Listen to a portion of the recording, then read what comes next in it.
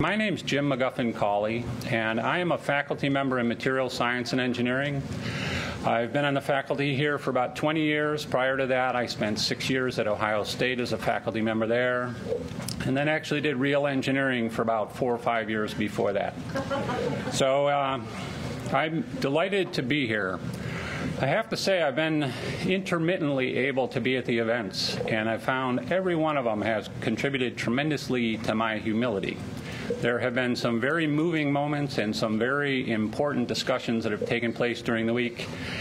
And I'm equally humbled when I look over the bios of the people who you're going to enjoy the benefit of listening to this morning. I won't be able to do justice to them and leave time for our actual the business of this morning, but I'd like to say a little bit about each one of them if I can to get things started. Closest to me is Mr. Ronaldo Brutoco.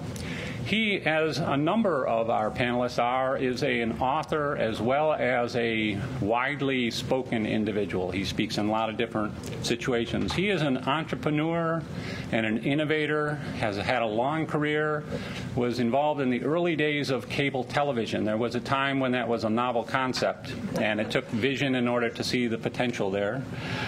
He has been on the board of a number of companies as they have grown from being small to being very large. Men's Wearhouse is an example, which at one point was a small business and now is nationwide. He has done direct mail, so he's very involved in corporate matters from a number of different points of view. In addition, he's written a number of books. A couple of them have to do with business, winning the innovation game and new paradigms in business. But in addition, he's written widely on energy, including Freedom from Mideast Oil, Profiles in Power, the Anti-Nuclear Movement, and the Dawn of the Solar Age. You can see it covers a very wide spectrum. So we're delighted to have you here. Next to him is Ratanjit Sandhi. He is a 2010 winner of the Ohio Civil Rights Hall of Fame Award for his work in multiculturalism. And he's also an entrepreneur. He started his own business in 1968 when he newly arrived in the United States, grew that business over a long period of time, was very involved with corporate culture as well as with the business. It's called Polycarb. In 2007, he decided he wanted to devote himself to being able to work on issues like international trade. He has a television show. He's written a book on stress-free living, which is something I could certainly benefit from reading, and I'm actually going to read it. I tried to find it over the last few days. He's been involved in trade relationships with India and China, and he represents Northeast Ohio through the Cleveland World Trade Center. And we're very delighted to have you here as well. And then next to him, we have a different dimension on the panel. This is a faculty member from the law school, Professor Richard Gordon. Well, I think one of the interesting things about this panel is the variety of viewpoints that are all focused on the same topic. He has a varied background. He's been on the law school here for a relatively small number of years, but prior to coming to Case, he practiced law in Washington, D.C., and he taught at the School of Oriental and African Studies at the University of London. He spent some time at the Harvard Law School, where he is Deputy Director of the International Tax Program. He's also done a lot of work with the International Monetary Fund and with the World Bank, including he was the principal author of a relatively recent report on countering terrorism through finance and money laundering. He's also been very involved with international law as it relates to debt restructuring and taxation. And so that's, of course, very important to the operation of businesses and corporations. Next to him, we're back into the entrepreneurial side. Tom Sullivan is the Chairman Emeritus of RPM. So he, and again, a similar period of time. He took over RPM in the late 60s or early 70s. He's been very involved in civic and philanthropic activities in Northeast Ohio. He is a trustee emeritus of the Culver Education Foundation. He's also on the board of trustees for the Cleveland Clinic, the single largest employer in Northeast Ohio.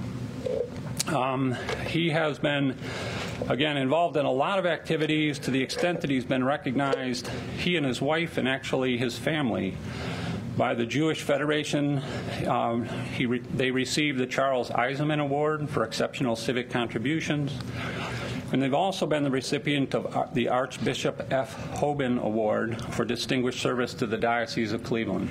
So he's had a very involved career over a long period of time. Next to Tom is Mina Galaglia. She comes to us from Mumbai, India. She is a faculty member at the Nars Manji Institute of Management Studies, which frequently goes by NMIMS, I believe.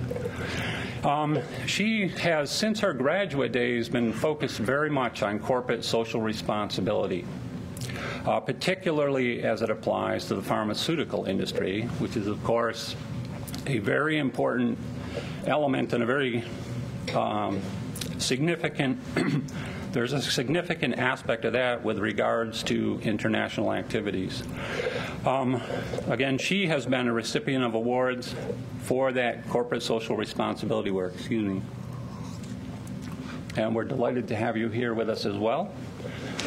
And our final panelist is Mr. Michael Schenk, who is the Communications Director and Policy Advisor for Congressman Mike Honda, who is a congressman who represents the Silicon Valley region of California. And Congressman Honda has, amongst other responsibilities, he is the chairman of the Congressional Asia Pacific American Caucus and also the Congressional Progressive Caucus's Afghanistan Task Force. Prior to joining that, his office, he was the communications director at George Mason University's Institute for Conflict Analysis and Resolution. He's been an analyst and an analyzer for the United Nations, both for government and NGOs around the world, including in the Middle East and in South and Southeast Asia, as well as different aspects of the United States, again on diplomacy, energy, environmental, and security policy. So it's a very comprehensive set of viewpoints that we'll be able to bring to bear on these questions. And I thought we would start with a relatively general question, but one that really speaks to the mix of the panel. So I don't know if you guys follow this, but a couple of years ago there was an analysis done of the 100 largest economies in the world, and it was pointed out that nearly half of those were corporations. I don't know how much that has shifted over the last couple of years with the economic turmoil, but I think the idea behind that is still a relevant one. And the question that it raises is where does power reside in the modern world? Does it reside principally with governments, principally with corporations? Is it shared? And if it's shared, how is it best shared? And so it leads to a couple of questions, and one of them is, do you feel that corporations have the opportunity to influence conflict and conflict resolution? And do they have a special role they could play in terms of keeping things from escalating from the level of conflict to violence? And a separate question, but a related, of course, question is, do they have an obligation to do so? And so, if I can, I thought I would start with that. We could start down at the far end if you're comfortable with that question. Shoot, I thought sitting down here would have me last. No. Well, I want to thank Shannon and everyone at the Inamori Center for bringing all of us here and instigating this conversation. I'm an Ohio boy. I grew up in the Amish Mennonite community about an hour south of here, so it's always good to be back here. So thank you for having me back. Yes and yes, in terms of should corporations play a role in facilitating conflict resolution? Absolutely. It's in their best interest. I'm not going to spend a lot of time on CSR stuff. Having done a lot of work with net impact, I know CASE has a net impact branch here. If you're not familiar with it, get involved. Basically, net impact is a bunch of MBA students nationally who are thinking about CSR. Also, UN Global Compact, which is UN agencies, essentially their arm, their agency for thinking about CSR.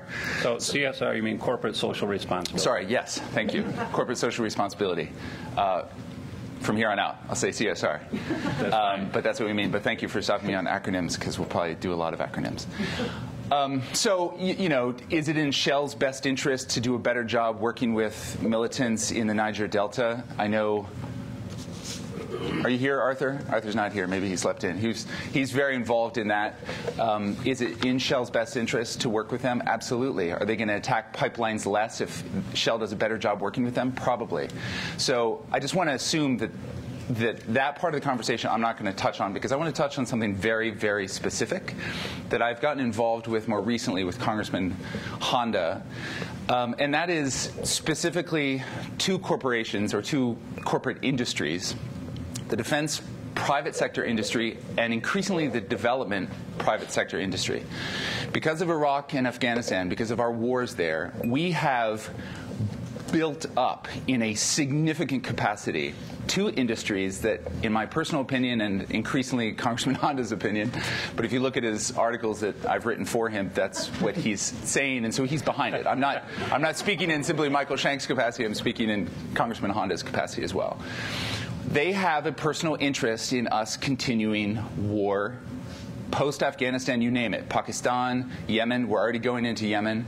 We'll go into Somalia. We'll go in again. We'll continue because we've created industries for a couple reasons. We used to have all the defense capacity ourselves. In the early 1900s, we did all of it federally. We had all the systems internally, but we started outsourcing, not really offshoring because they're all mostly U.S. companies, outsourcing those capacities. And so we've built a defense industry, some of you may know or have heard of, and probably some industry exists here in Ohio, Lockheed Martin, Raytheon, BAE, Northrop Grumman. That's the defense industry. Similarly, the State Department and USAID, that's our Agency for International Development, they lost a lot of their capacity and started contracting out the work of development. And so now in D.C., there are a lot of private sector firms, DAI, SAIC. I'm just naming them. I don't need to go into what those acronyms mean. No, that's fine. Good, thank you. But those two are private sectors that are increasingly interested in how we do policy. They are shaping U.S. foreign policy. And I say that because hopefully some of you are thinking about focusing on foreign policy. Some here may focus more on domestic policy. I'm going to say this because we need you. And I'm also on the board of National Peace Academy, and I'm on the board because I believe we need to educate a whole generation of peace builders that have the same kind of discipline, rigor, professionalism, focus that these industries already have. If you go into Northrop Grumman, you bet they have their together. And we peace-building community, conflict resolution community, need to have a viable alternative, a professional alternative. So we need to think about that. So I'll talk a little bit about that, but I'm interested in the conversations. Hopefully I can be quick. Just as an example, we are now operating in the longest war in U.S. history in Afghanistan. Any guess on how much it costs per soldier per year now? Yeah. $1 million per soldier per year. Most expensive in terms of cost per soldier war in U.S. history. Any guess as to how much Iraq and Afghanistan have cost the U.S. and will continue to cost the U.S.? $1 trillion? 2 to 3. 2 to 3. Joe Stiglitz and Linda Bilmes wrote a book, $3 trillion war. It's actually now, they were on the Hill testifying, it's now 4 to 6. And 4 to 6 also counts in how we treat the vets when they come home. Hopefully, we give them good health care and we treat them well.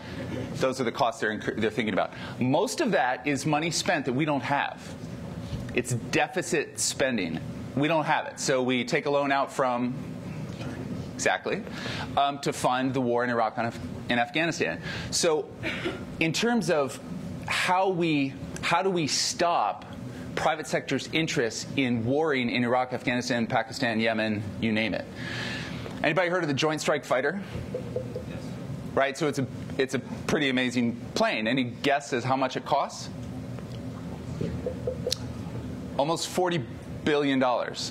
Now, there are two strategies that are argued about in Washington. I'm going to quickly name them because security strategists say them, and those who don't know them, they're like, ooh, that sounds so official, so esoteric. Counterterrorism and counterinsurgency. Counterterrorism, incidentally, most effective counterterrorism is done by policing, intelligence, and negotiations. A joint strike fighter is needed for none of those.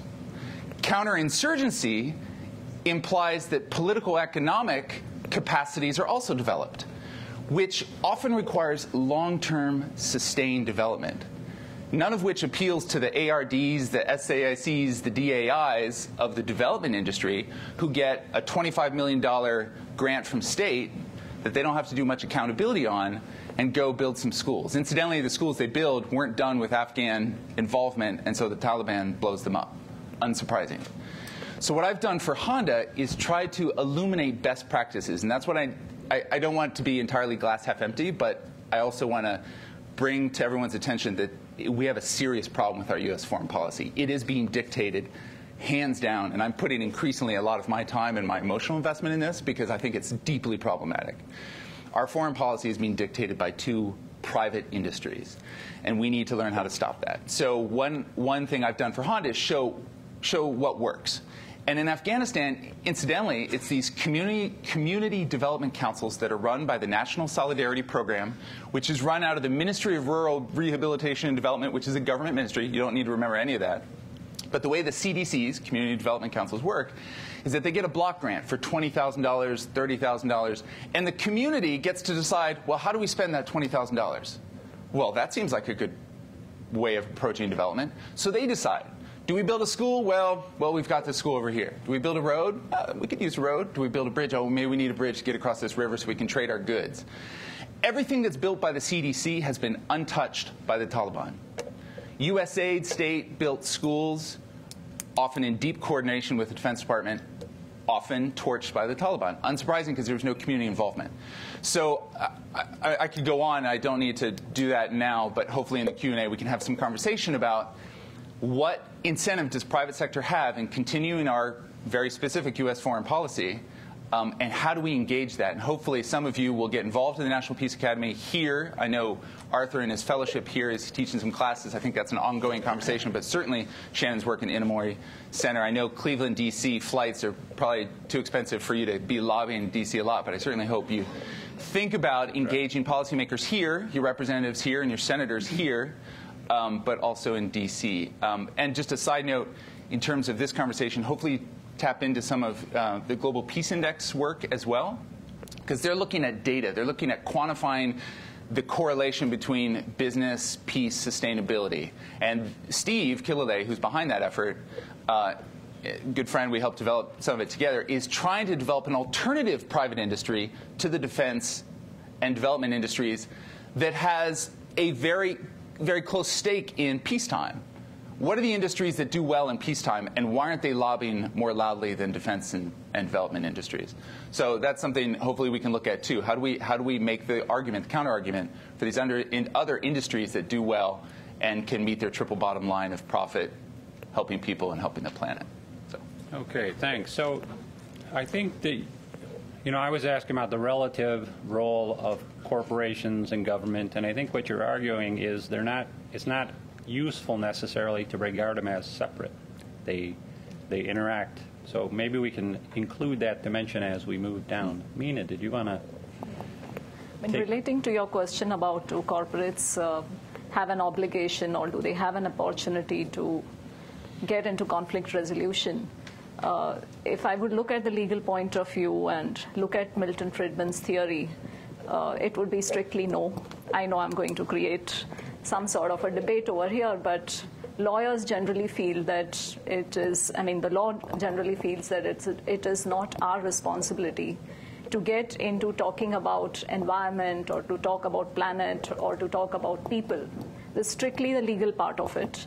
But if we move on to the social contract and then the stakeholders theory, we do find that a corporation is not just a legal entity which is born out of law, but it has a soul which consists of all the directors, the way in which they think, the values, the ethics which they design in order to run a particular company and to contribute to the planet.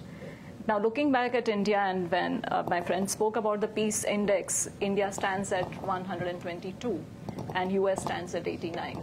So I think a corporation, because it creates a lot of externalities. So could you explain that a little bit, what the peace index is for that? Yeah, peace index talks about the level of conflicts which go on within a particular society. Maybe it may be due to civil wars internally, or the levels of corruption, or the levels of chaos which happens, or our international policies which create a problem. When I look at this, and if we are looking at business as a social institution, not merely an economic function, but a social function, I think it has a larger role to play. And as you rightly pointed out in the beginning, who controls the resources today? It's all powerful people, whether they are in government, whether they are activists, whether they are in business. They are the people who decide how the society has to behave.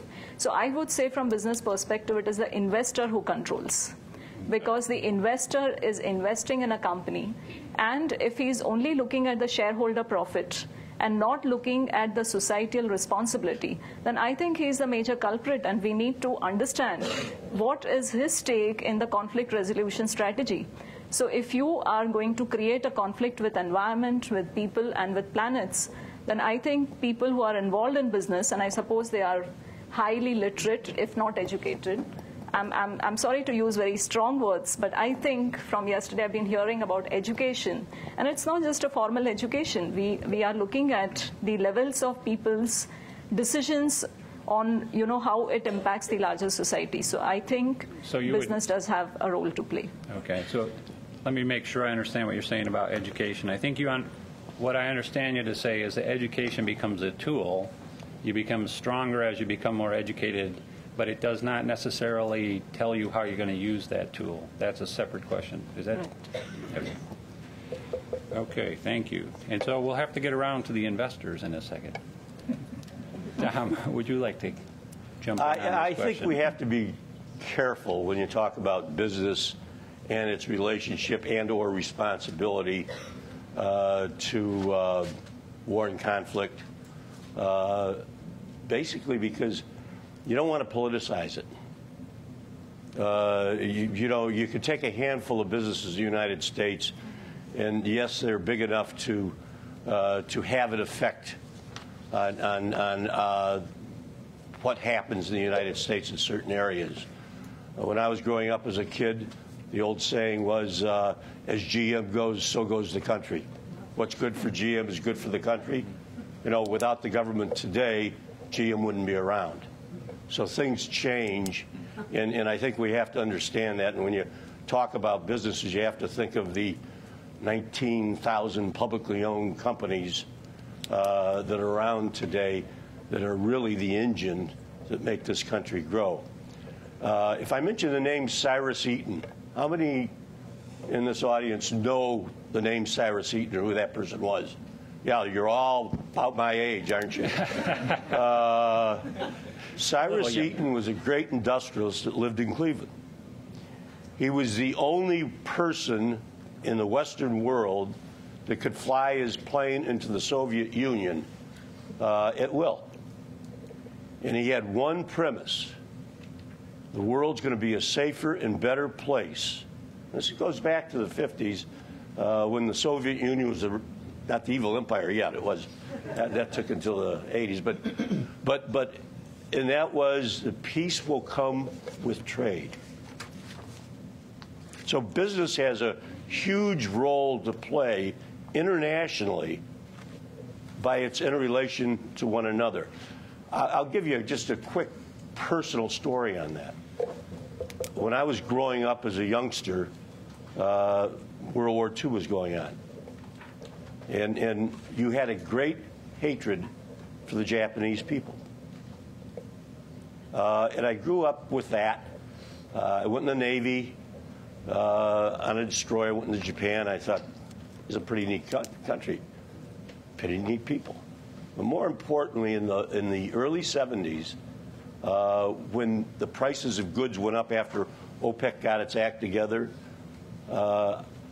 we were shipping to a major distributor in Japan products that I've figured out they were buying so much of it because we're selling below our cost on a fixed contract. Mm. And I went to Japan and I said, we got to change this. I got to break the contract. And I sat around a table with about 8 Japanese people from the NODA, and they listened, they nodded, and so on and so forth. We went to dinner that night, and we were laughing and joking, and everything was going on. And the head director of NADA looked at me, he pointed at one of his companions and said, Tom, kamikaze pilot. And I said, oh, must have been a very bad one. And on the way out, he quietly looked at me and said, send your new prices tomorrow. I went back to the Imperial Hotel, and I sat to myself, I said, 30 years, and here I am, we're laughing, we're talking, we even mentioned the word kamikaze, make a joke out of it. What commerce can change in that short period of time? So I think if there's a real responsibility and a real impression, it's what business as a whole, not defense, not oil, but business as a whole can do and the difference they make with commerce. And I think that's the important point that we should take away with this. So would it be fair to take from that story that one aspect of the business-to-business relationship is you develop mutual interdependence, and since you now depend on each other, you're worried about each other's security and stability of the environment that you operate in, that it's by virtue of aligning the missions of the two companies, you inherently increase stability? No, you know what I get out of it? You understand one another. Okay. You get to know one another. Governments make war, not people. Okay. So you lose this other characteristic. Instead, you become individuals. It's harder to think of the other people as other. They're much more the same. Right. Okay. Thanks. Richard. I might try to summarize a little bit first and then maybe make an additional Sure. Please do. Certainly, I think with respect to private companies, at least, it is the job of the officers and of the directors to essentially assist the company in making profits for its investors. Absolutely. So it's the investors who count. They're the ones who typically elect the directors, et cetera. And in fact, if they do something that is not in the best financial interests of the company and therefore of the shareholders, they're breaching their legal responsibilities, and some would even say ethical responsibilities, which is to make money for the company. So as a general matter, I would say if any company, if it's in the war business or if it's in the peace business or if it's in the business of engaging in international trade, which would be neither war and peace, if you want to push companies in the direction of something you think is beneficial but may not necessarily be in their financial interests, you need to pass a law and say, you have to do this, because the law as it exists now, both economic law and the actual statutory law, is your job is to make profits for the company, for its shareholders. If you want the company to do something else, you have to force them to do it. How do you do that? Well, you give them civil penalties if they don't do it, and you can give them criminal penalties, as well as criminal penalties and civil penalties, not for the people, the officers and the directors, but for the company itself. That, practically speaking, is the way to get companies to move in the direction that you want. So it's a little bit of a summary. The second thing is that I think things have really been changing with respect to ownership of companies. Who are the investors? Yes. And that has really dramatically been changing, I would say, in the past 10 years, and particularly now in the past 3 years. Number one is the rise of companies in China that are not foreign-owned. Now, I actually teach a course in sort of basic business law and corporate governance. I have 7 mainland Chinese students in my class, and what I do is I say, okay, this is the general rule in both common and civil law jurisdictions, which is where the directors are elected by the shareholders in order to supervise the officers to make money for the company, and they all sort of look. And so, of course, in China, that's not the way it works. The Communist Party chooses the directors and the officers. And there may be minority investors, but they have no effective control over the company. So when you have companies, and these are going to be, already are among the largest in the world, where it is the government, and in this case, it's not even just an elected government, it's some sort of democratic process. It's a subcommittee of the Communist Party. That company then becomes an instrument of state policy. And this is happening as the companies in China grow larger and larger. It isn't just China, though. If you go to other countries, where not, and used to be sort of traditionally we talk about OPEC countries, but it isn't just OPEC countries anymore, where there are state-controlled companies, though partially privatized, which means you do have shareholders who are basically anywhere in the world, but because they're minority shareholders, they essentially have no control. They exercise not even influence over the way in which the board or the CEO operates. Now, quite a few, particularly OPEC countries, but other countries as well, have been, there are huge, shall we say, beneficiaries of international trade in that they are capital exporting countries. The U.S. has long since given up being a capital exporting country, and ditto for every country in Europe, save Germany. So if you were to translate that into layman's terms, like they're making profits on their trade. You know, they're selling more than they're buying, which basically just means a lot of money, a lot of capital is accumulating, typically within the basically on the account of the government, meaning it's owned by the government, held in their central bank. So what countries have been doing is setting up what are called sovereign wealth funds. They're like big piles of money dumped into an account and that money is then used to buy equity positions in otherwise private companies. So if you find the I don't want to use, we'll say Saudi Arabia just for the fun of it, sovereign wealth fund is now absolutely huge. It's bigger than any privately owned wealth fund. And so, depending on how you count the size. So with these huge pots of money, now currently these sovereign wealth funds are largely being used by countries to invest to get a higher rate of return, but not entirely. They're being used to manipulate currency values. They're being used perhaps to take over boards of directors of companies and therefore not even their own companies, meaning companies located in the country where the government controls the sovereign wealth fund, but other private companies.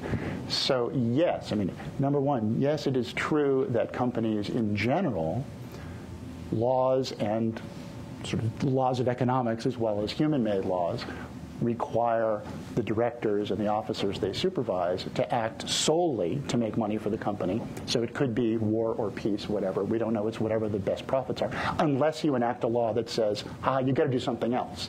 You can't, while you're operating in the Nigeria's Delta, you can't do bad things. If you do, we will fine you. We will send you to jail. If we fine you, that reduces the profits, right? But outside of that, the sort of companies designed to earn money for their shareholders is ever more important large companies that are controlled by governments, either directly, as in China, or in Iran, many other countries, or increasingly indirectly through investments in sovereign wealth funds. And they will then become potentially purely instruments of national policy as determined by the government and not by the market. So that's very complementary to what I think you were describing as happening in the United States, where companies were influencing the government over a sustained period of time. Here you're talking about an intentional creation of an industry. Well, I would say it's sort of the opposite. Instead of companies influencing government saying, do things that will help us earn greater profits, it's governments influencing companies and saying, don't just worry about earning greater profits. Do things that we in the government think are beneficial, either for us individually or perhaps for the country as a whole, which may be war over peace.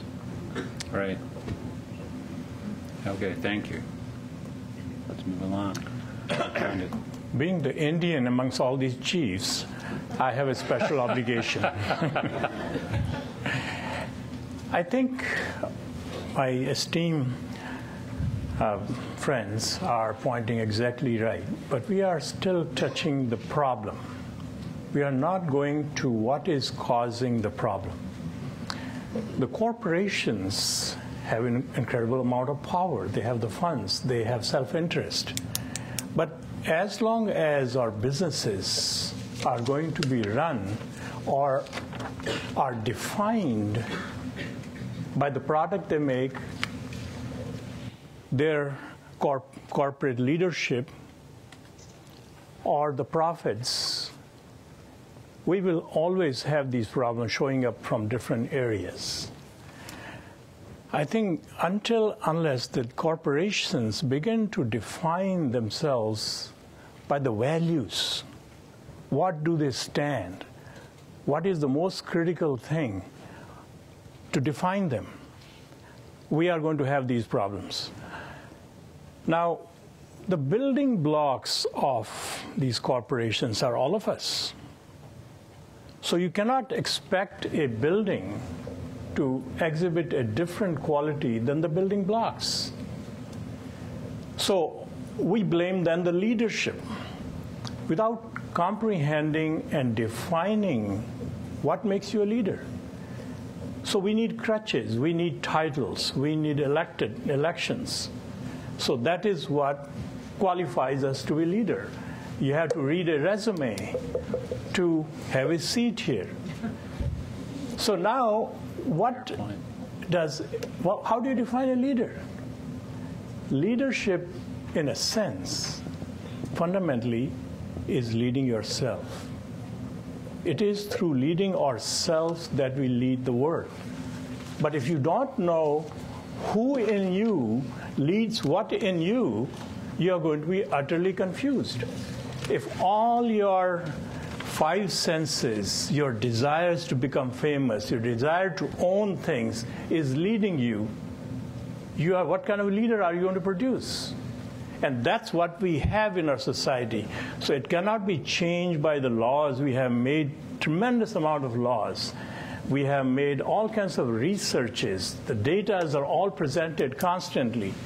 And unless we go to the crux of the problem, we are not going to solve this. We are sitting in the ethics center. Now, what is ethics?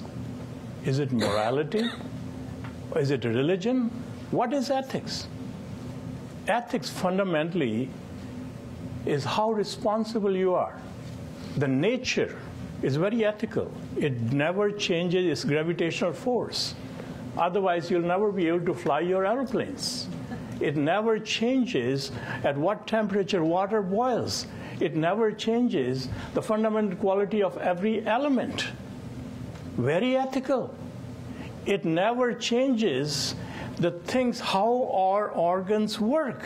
That is why Cleveland Clinic can cure you. But we are unreliable. Success is a factor of your reliability. If you cannot deliver the promise which you make to yourself, not the world, to yourself, you are not positioned to make a promise to the world. So you are unethical if you are producing anything less than you are capable of. Mediocrity is unethical. Eating wrong foods is unethical. Unfulfilling the promise, not fulfilling the promise you make to yourself is unethical. So these problems are not going to go away until we understand where they come from. Thank you very much. Ronaldo. Yeah, first of all, I really want to thank Shannon very much for this. And as I thought yesterday, you can't do this in a couple hours. This is a 3-day experience. And why it's so important is because the statistic actually has gone up. It's now 56 of the largest 56 of the largest budgets in the world are not governments. They're companies. And that's growing exponentially in the direction of companies. Companies are the first true multinationals. They literally are running the planet. So much so that when a company, which is basically an arm of the U.S. government in so many ways, Halliburton, decides it cannot any longer safely have its officers in this country, they can remove it to the Middle East, and it's still considered the same multinational company it was when it left Texas. So you have to look at there's a very big game going on right now, and it's about much more than money, and I want to thank Michael for bringing it up. And I have one favor I'm going to ask you today, just one favor. If you can just do this one thing, I would really appreciate it. In every conversation you ever have about the American military establishment, do not call it defense. There is nothing about it that is defense. It is a military department. Now, why do we call it the Defense Department? Because in 1946, the folks in the Pentagon and the State Department and the White House wisely concluded that at the end of the war, if you kept calling it the War Department, people wouldn't fund it. So they made the very practical decision to change the name of the War Department to the Defense Department, and it's multiples larger now than it ever was then. So my request is, let's keep bringing it back. It's military spending. It's not defense spending. And when you realize that, it changes the whole complexion of the discussion. Now, are there legitimate uses of military power? Absolutely.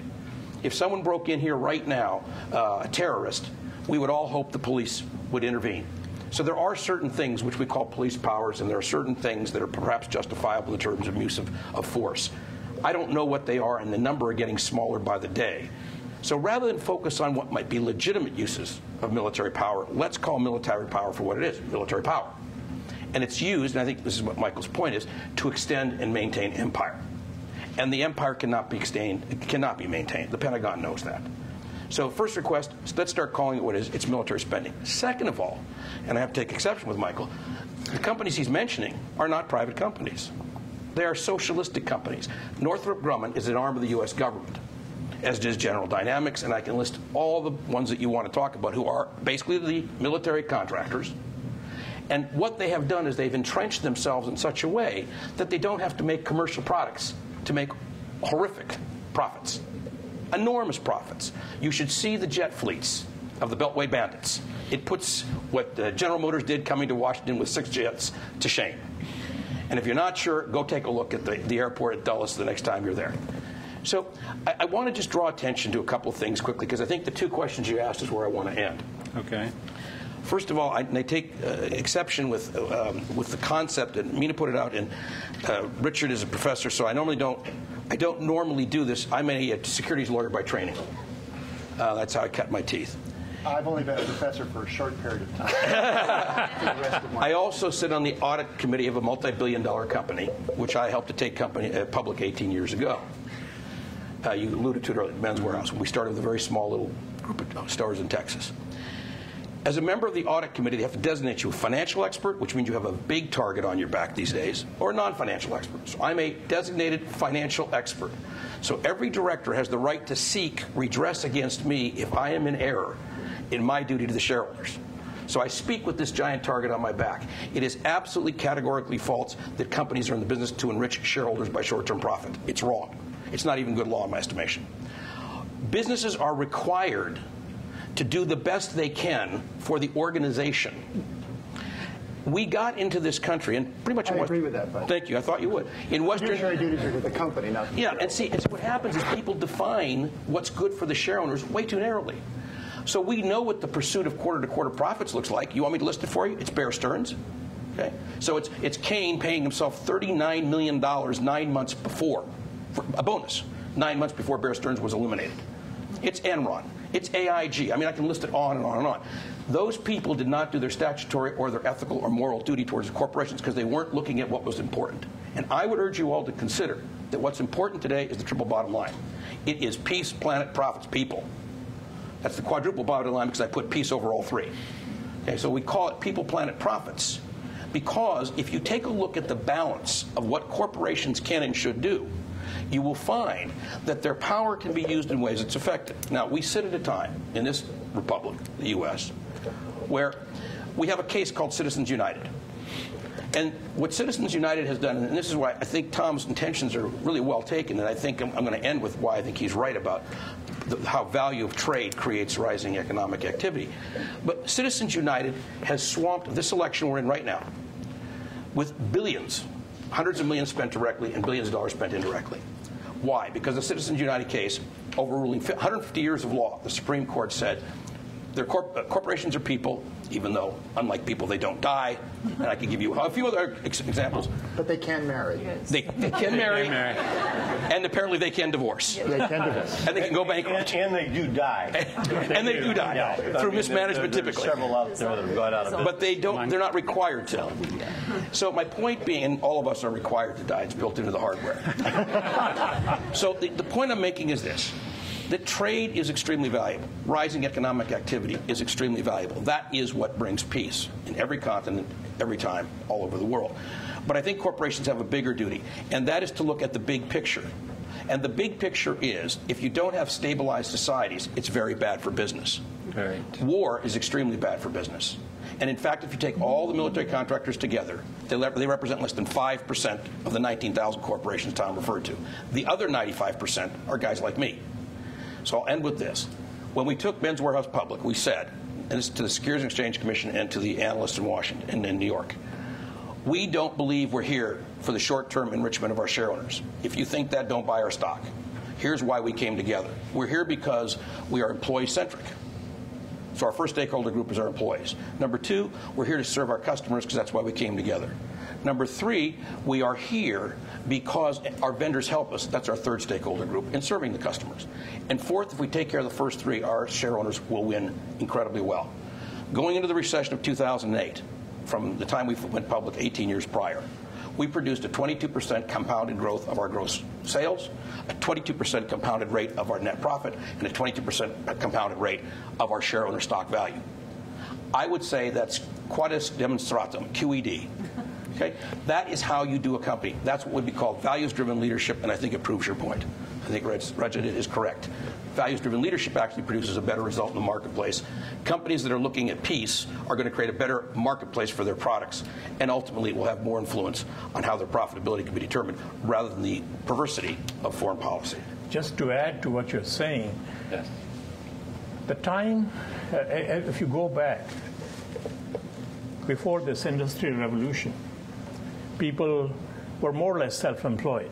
There was a farmer, there was a locksmith, so they worked together. Then employment happened, and the conditions were atrocious. We needed unions to correct it. Then we made laws to correct it. But we have not achieved freedom yet. The ultimate, now the time for job creation is way past. The time has come for wealth creation, and the wealth creation can only come about by employee ownership. So that's where the future is.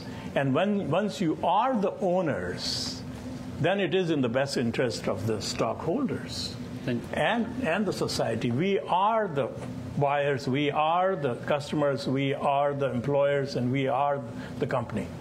But then again, if the value is missing, we are still going to misguide ourselves.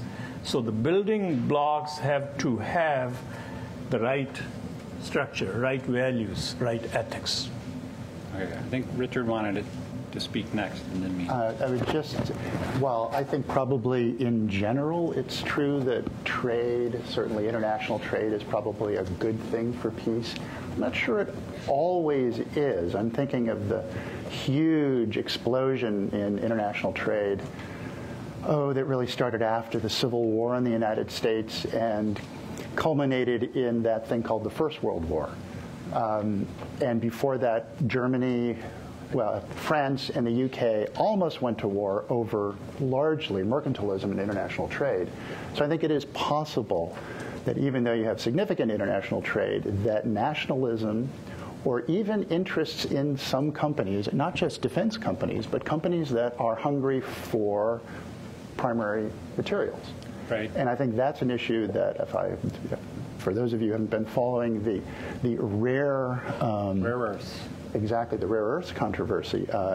If in fact, and I'm not entirely sure this is the case, but if the world is moving closer to I might say that the sort of late 19th century issue of search for ever greater raw materials, that, number one, that might actually result in greater conflict for companies, particularly those companies that might be state-owned.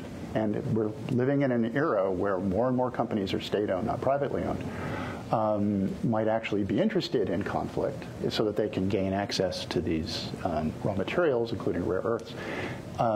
And this, I don't know, the second thing, it just seems to me that nationalism, no matter how self-destructive it is with respect to whether you're an investor or whether you're running a company or whether you're even a member of a government, ultimately it is destructive because it results in bad things, including conflict. Nationalism, for some reason, keeps trumping everything else. And we've seen that cycles in history ever since, recorded history as far back as we can go. Whether it's a democratic country or a non-democratic country, politicians often find that there is a benefit to pushing nationalism over self-interest. I would just say that as a warning. Michael made the point, it was really correct, that Shell's interests, and they put a lot of money into the Niger Delta in terms of trying to see what they do to de-escalate that conflict. And I think that is an example of where a country, Niger in this case, is being pushed, edged towards, for its own economic reasons, by Shell, into something that's a more benign policy than clearly they're exercising in the past. I also think Shell's a good example of how companies change government. So the reason we have the end of acid rain, I believe, is because Shell in the United States realized that the refineries that their acid rain were eating were in Canada. And they said, wait a minute, we have refineries on both sides of the border. I guess we don't want to do that anymore. And they discovered the same thing was going on in Germany. So the idea was, okay, for Shell, we don't want acid rain anywhere because we have plants everywhere. So that's the flip side of why 56 of the largest economies in the world, being corporations, doesn't have to be a bad thing if we can come into a new social contract. And that's the essence of my suggestion, is we need to have a new social contract. And I think it has to be based on values-driven leadership. And just to your point, our company is not one individual company or pension fund or individual owes more than 3% of our stock. But at the same time, we cannot exist in vacuum. The world has become very small. In fact, we are all one, and we have formulated all our policies, all our decisions, all our businesses based on we are separate. Right. Yeah. And that's why all these conclusions are erroneous.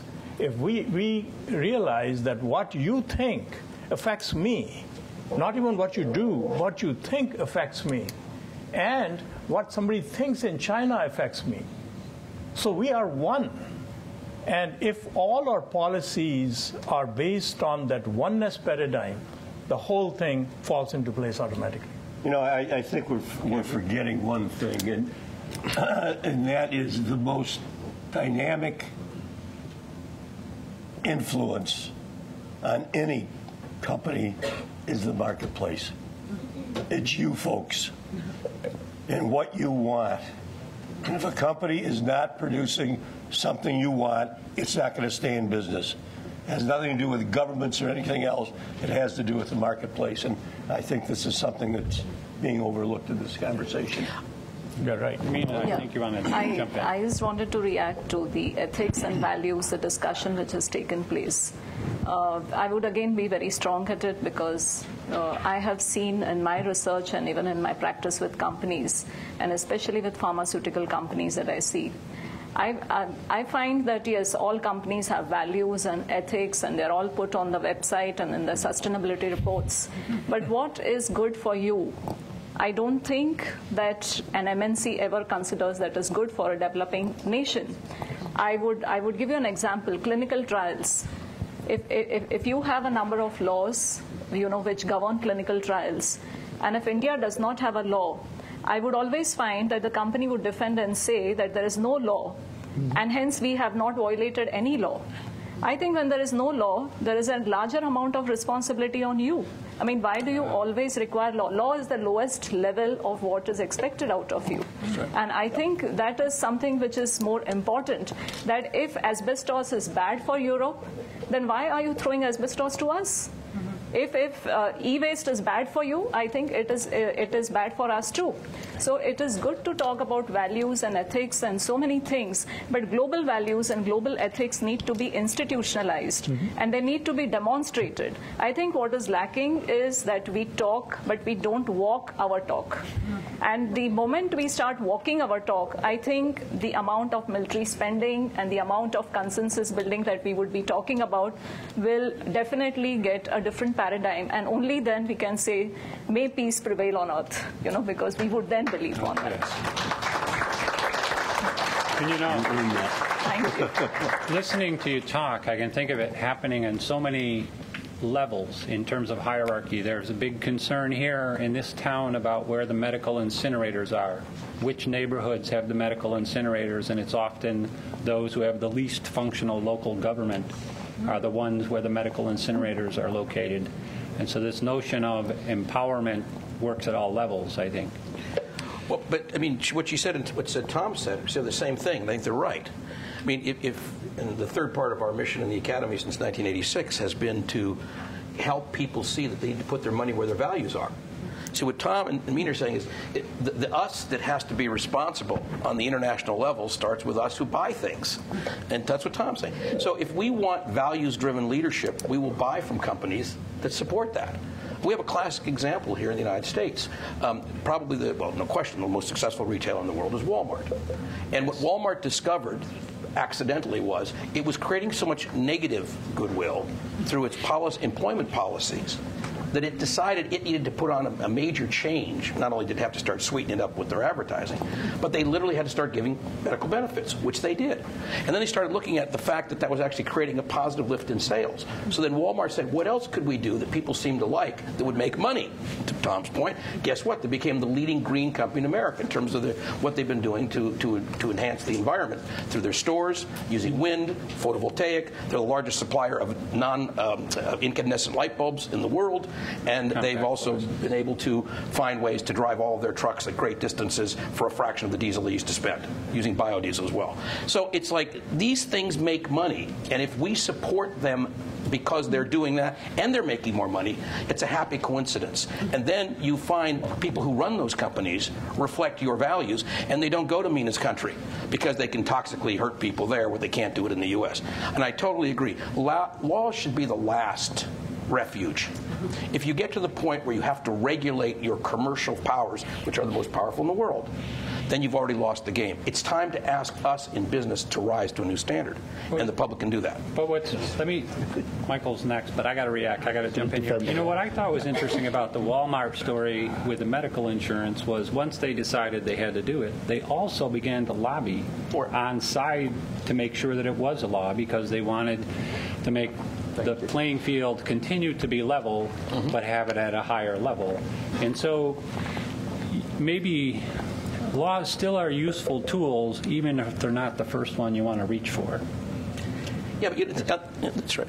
But I think that's the example of when the business got it right, then they lobbied for something that would even the playing field and set the standard higher. I don't think anybody is going to go back to the days of Upton Sinclair and say that we should run our meatpackers in Chicago so that 14-year-olds could be slaughtered on the kill floor along with the animals. So we've taken that and said that's an intolerably low level of commerce. You can't send children into mines anymore in America. Intolerably low level of commerce. So we have laws against it. Not because I really believe if they released the law and said you could send 12-year-olds back into mines, I don't think any company in America would do it, because it would be so bad for their business.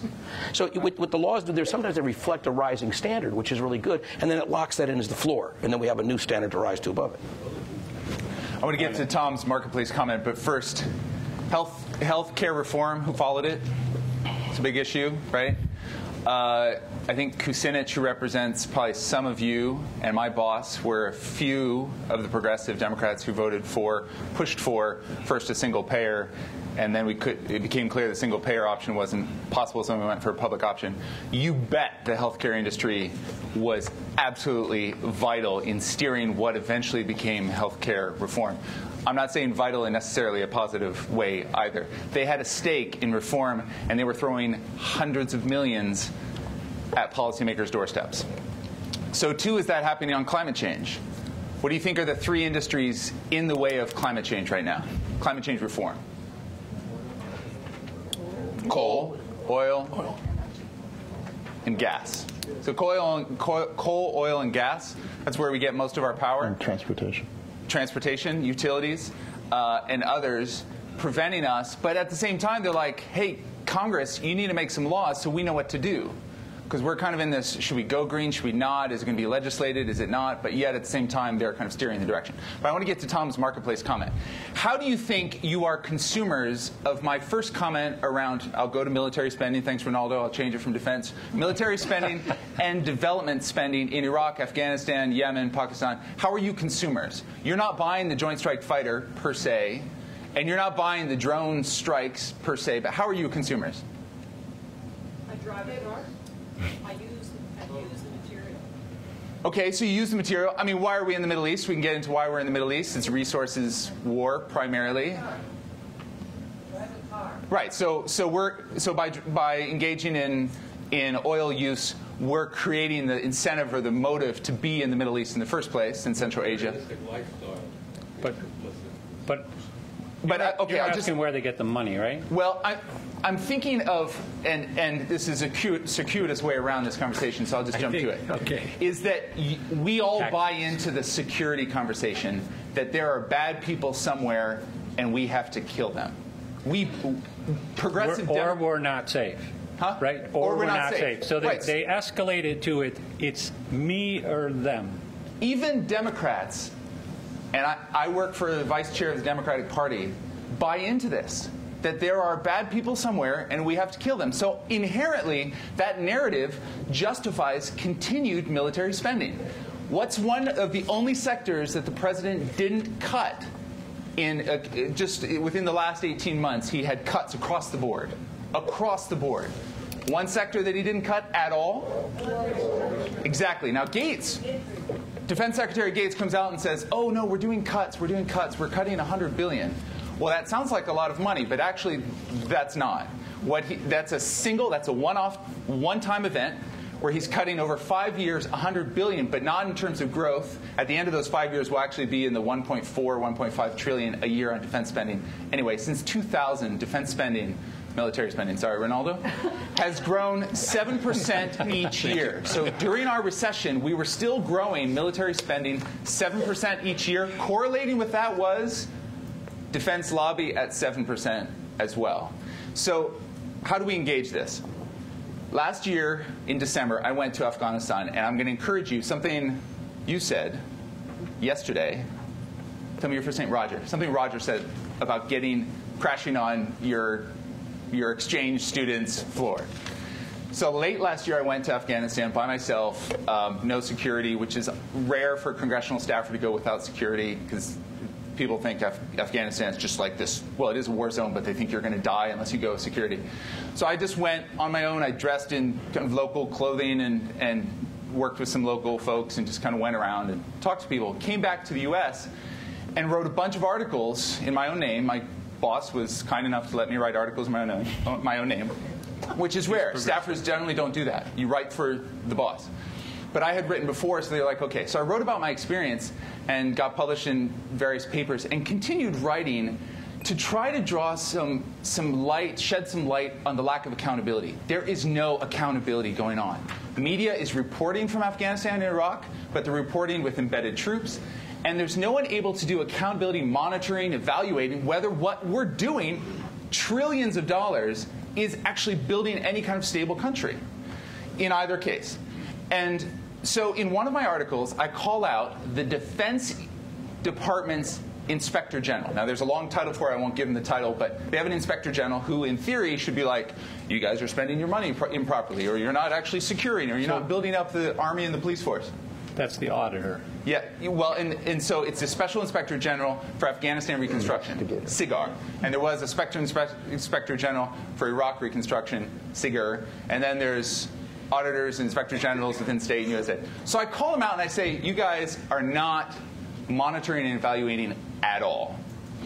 Unlike the Iraq Inspector General, who shed some light, and that led to our eventual withdrawal. Congressman Waxman got really involved, and Congress got really upset. They're like, wow, they're wasting our money over there. $8 billion unaccounted for? That's a problem. And that eventually led to the tenor changing in the American public. We withdrew from Iraq. So I call them out in the article. 2 hours after that article runs, I get a call from the Defense Department saying, we're upset with what you wrote. We want to meet with you. 2 days later, they met with me. I kid you not, one of the auditors was a 28-year veteran FBI agent, big boy. And he's like sitting across the table and like trying to intimidate me. Fortunately, I knew enough about Afghanistan. Fortunately, I was a big guy, so I could not be intimidated by his prowess. But I knew enough about Afghanistan, and I had been there so I could counter his argument and his critique of my writing. This is what we need to do. We need to be on the ground in these conflict zones, in these war zones, to the extent possible, reporting back to the American public and American policymakers what is going on. And that's one way we can keep policymakers and the American public accountable to what we're buying into, which is this security paradigm, which will be perpetuated unless we burst that bubble. So that's what I need your help. So, okay. So would you recommend that more broadly in the sense of independent verification is a helpful thing to do whenever it's possible? You should spend some of your time making sure that what you're reading is in fact consistent with what you observe firsthand. Absolutely. Okay. Can I make a comment about the healthcare? Please do. Healthcare is very simple. It can be solved in one stroke, but they don't want to solve it. Let me clearly point out, there are three entities clearly defined. The public, which requires healthcare, and the entity like hospitals, doctors, or pharmaceuticals, they offer the healthcare. They only make money when you fall sick and stay sick. So they have no incentive in preventive care. And third entity, which is the insurance companies, which fund this, and their incentive is when you are seriously sick, they somehow find out a way to get you off the health care. So in each case, we lose.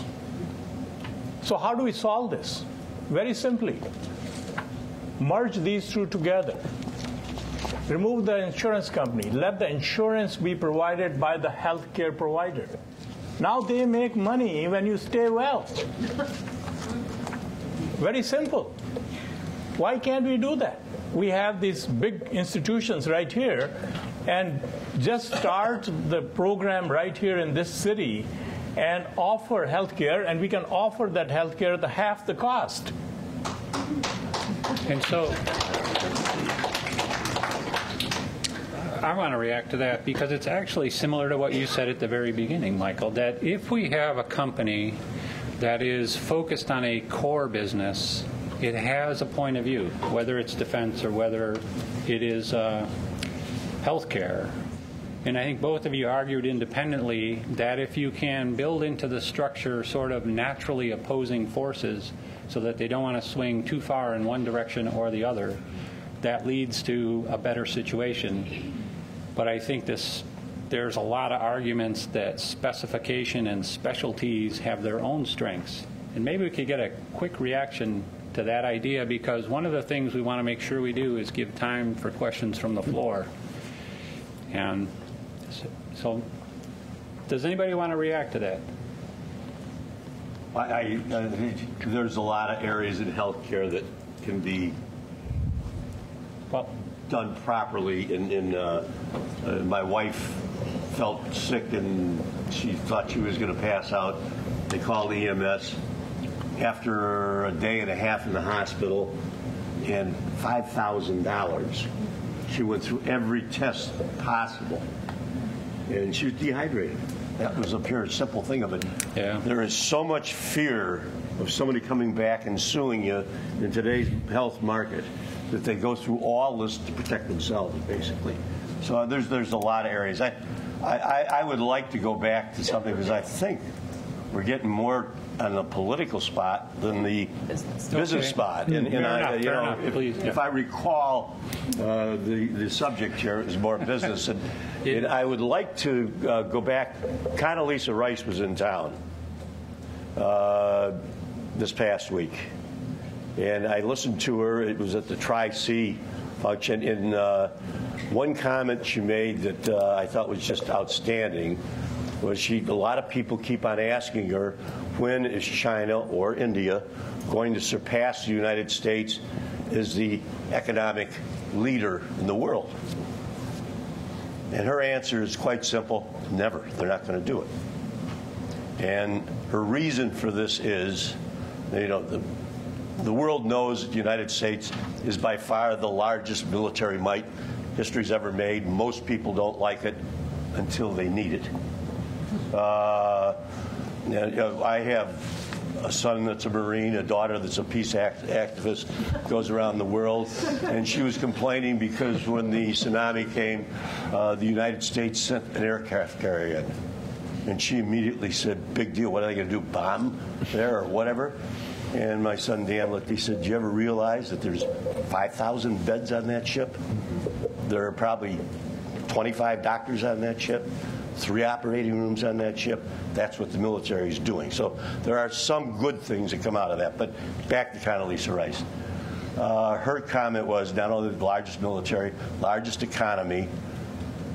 Most people, they don't like the bully on the street.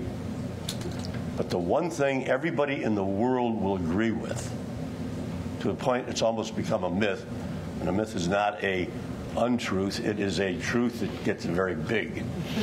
And that is that anybody can come to this country and do extremely well if they try hard enough. And no other country, save maybe Canada, can say the same thing of any one of its citizens coming here and doing extremely well for him or herself if they do it right. And I'll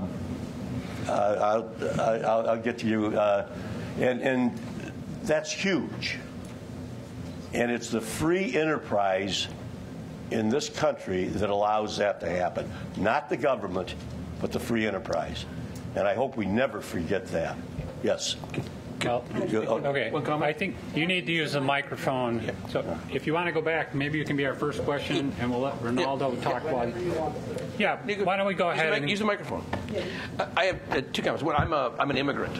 My father never graduated from high school, and I came to this country, and I have been blessed with an extraordinary amount of success financially. So I can relate to what I call immigrant mentality that Tom speaks to. Conversely, this country's system only works well when the playing field is kept even. And I believe the playing field has been badly distorted. Badly distorted. Badly distorted to the point where America is a country, as you know, China just surpassed Japan as the 2nd largest economy in the world.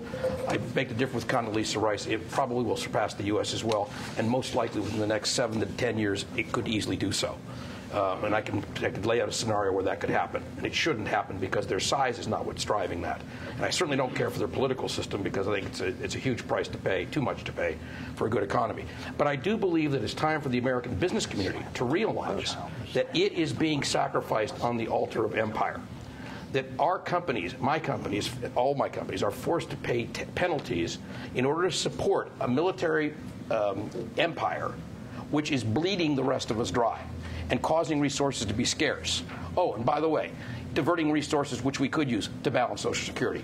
Diverting resources at $1 million per soldier. Can you imagine what we could do for our roads that are badly in need of reconstruction? What could we do for the 54% of all the bridges in America that are unsafe?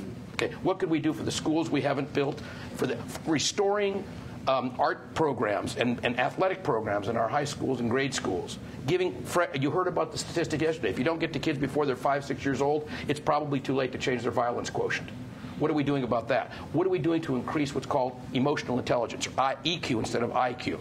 Okay, all of these things must be done if we're going to play the role that the world would like us to play, and frankly, I think we should play.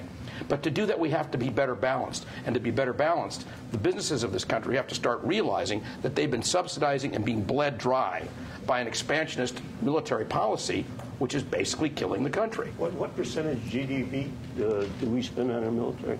Well, you spend $705 billion, not including the dark budget. Is that right? What's the percentage? Does anybody know? What's the real number? Well, Michael would know. He's in the hot seat. He knows that. It's 5%, I think. 5%? Wait. Of the disposable budget? No. Wait. Are we talking about the discretionary budget? Or are we? Can you see where it gets exciting is when you talk about the percentage of the gross. No. GDP. Yeah, it's discretionary is the issue. What percentage of the discretionary budget? It is the discretionary because it is 4 to 5% of the GDP. But if you look at military spending versus all our social spending, it actually still overwhelms our social spending by about 70% to 30%. That doesn't even count in all the emergency spending that's spent on the wars. All the wars are deficit spending, so it's money we don't have. 53% of the federal budget, 51% of the world budget. So 194 countries combined, 49% of the military budget of the world. The United States, 51. Thanks, sir. Okay. We need to move to the microphone. Now, if you want to ask a question, it's a good time to get in line. You want to start us off? Thank you. My name's Kai Jakobsen, and I was actually planning on just being silent and listening to others since I've just arrived. Just as background, I am a British, Norwegian, Canadian citizen by passports. I grew up in the United States. I've worked, lived, and traveled in 92 countries. I just flew in from Sudan now, and I've spent the last 15 years operationally on the ground working in peace building and the facilitation of peace processes. I have a lot of respect for much of what was said by all of the speakers. Coming to the United States often, there are just a few myths that are important to correct. One of the lines that we hear often is people critique the United States until the moment they need someone to come help out. There are many people around the world who would respect the United States as a republic, but do not respect or appreciate the interventionary policies that the United States has. It's very important to actually realize that it is hard to find a case internationally today where the United States is contributing constructively in an area of armed conflict. The projection of U.S. military force does not provide a stabilizing, a supporting, or a constructive factor. In most cases, it is a driver of instability and escalating wars. As you can look at the joint review by U.S. intelligence services in 2006, when they were looking at the impact of the wars in Iraq and Afghanistan, recognizing that they had dramatically increased instability. And can I just interrupt you for a second to ask you to comment on the degree to which that is a recent change versus a long-standing policy? It's a bit of a mix, because for a long time there was the ideological hegemony and power of the image projection of the United States, where many people had the, to a certain extent, naive illusion of the U.S. as a different country, a country promoting democracy and freedom. If you grew up in El Salvador, Latin America, Vietnam, Korea, you had a more realistic understanding of some dimensions. And the truth is, any country, I'm not a fan of simple solutions or simple analysis. Any country is very mixed. The United States is incredibly diverse. I had a powerful epiphany once when driving with a taxi driver in Syracuse, because I realized that he actually authentically, sincerely believed and appreciated that he felt that the United States was a force for democracy and human rights and freedom in the world. And the overwhelming majority of U.S. citizens, I think, powerfully identify with that. And the overwhelming majority of U.S. citizens are extraordinarily and systematically unaware of what the U.S. is actually doing. And when we say to verify the news we're reading, the overwhelming majority of citizens in the United States do not have the luxury or opportunity to go to Afghanistan. And this is one of the very dangerous elements in this conversation, and something we've had over the last 30 years, is the idea that companies and corporate leadership should be self-regulating. That, I mean, Ronaldo, we have great discussions and agree on many things, but my freedom of action to systematically massacre and kill everybody in this room if I choose to is not based upon my self-choice. Values are important, how I'm educated. We're socializing people more and more in violence. But also, as communities, we have been creating laws and social governance to improve well-being for all the members of the communities.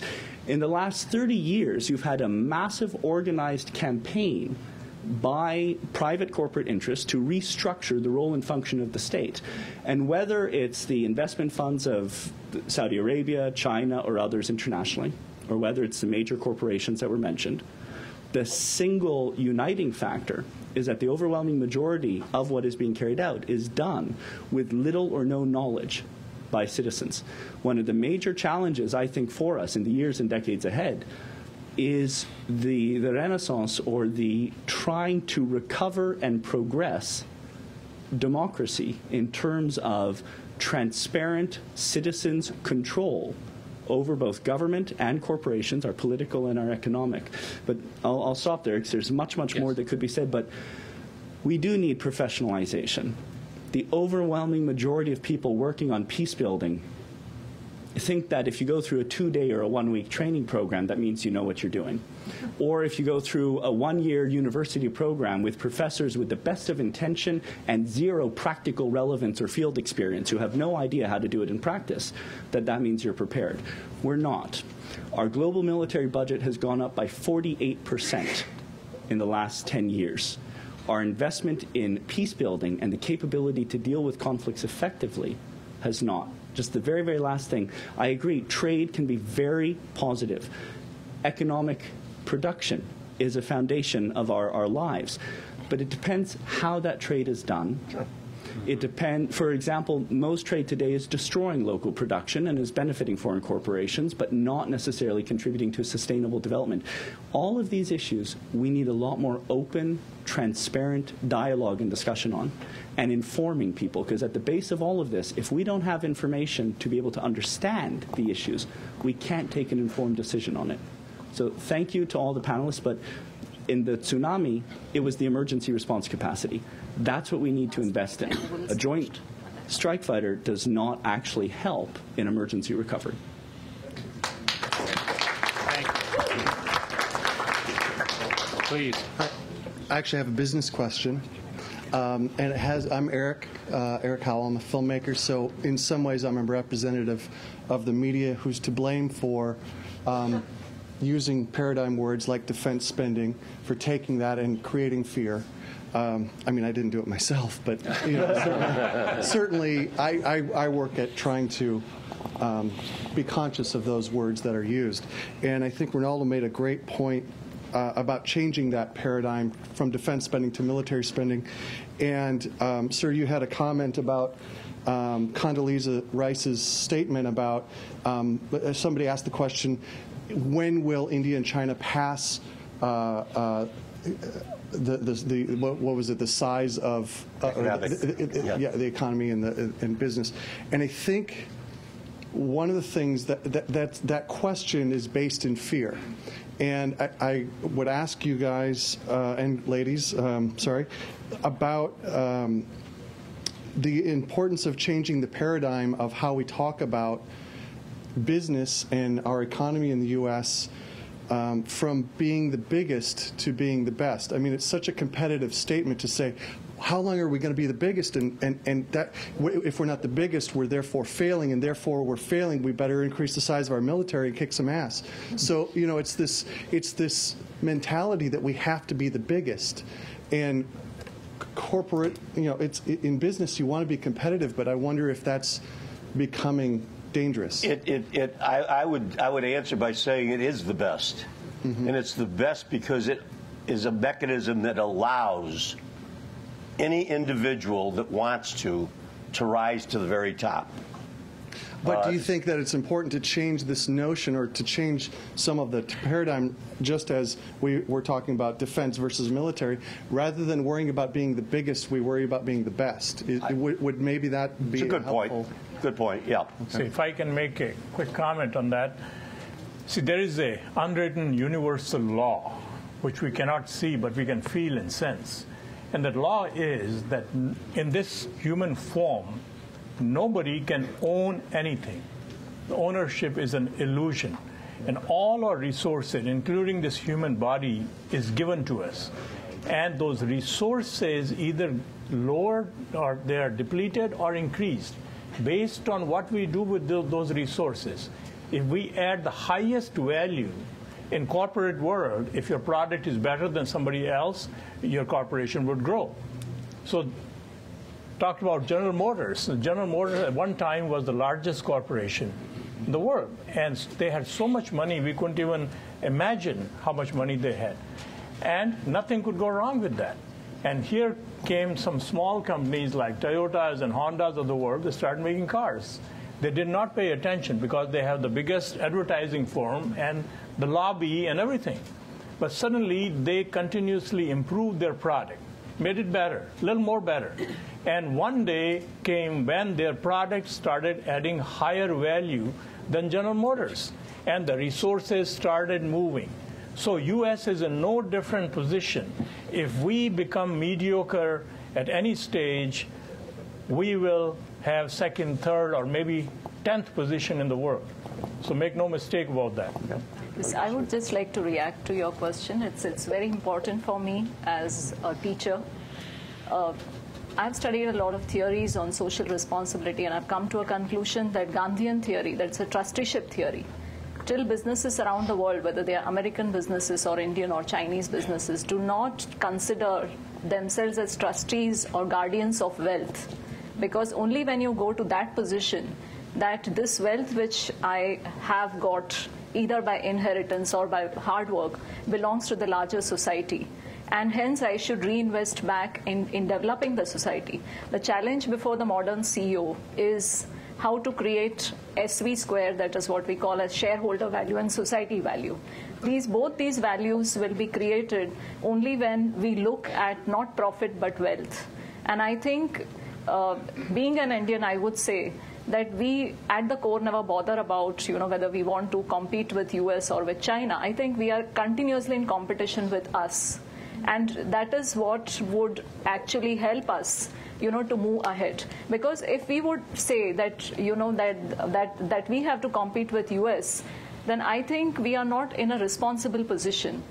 If a responsible position means that you don't challenge anybody, you just continuously try to improvise yourself.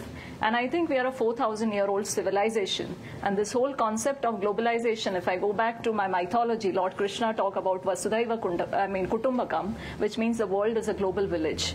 So I think that I'm very proud to be Indian, to come from a country which talks about peace and would really like to contribute, and we are making efforts towards that. Thank you, Shannon, for inviting us. Thank you. Yes, you want to comment?